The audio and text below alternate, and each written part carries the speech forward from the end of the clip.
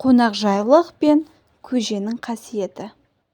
Ертеде бір кедей әйел баласымен бірге шағын ауылда өмір сүріпті. Ол жалғыз сиырын сауып күн көретін. Бір күні ауылға жолаушы бір қария келеді. Шаршап, шалдыққан ол есіктің алдына келіп: «Қарағым, жолдан шаршап келемін. Бір кесе тамағым болса берші», деп сұрайды.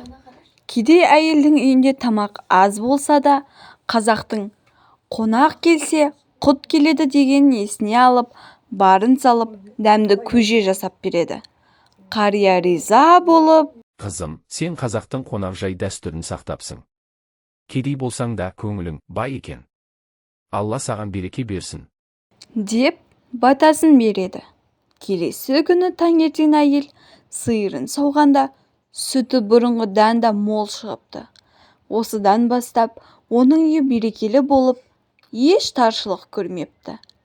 Осылайша қазақтың қонақжайлық дәстүрі мен ақ бата алу салты бұл отбасына молшылық әкеліпті.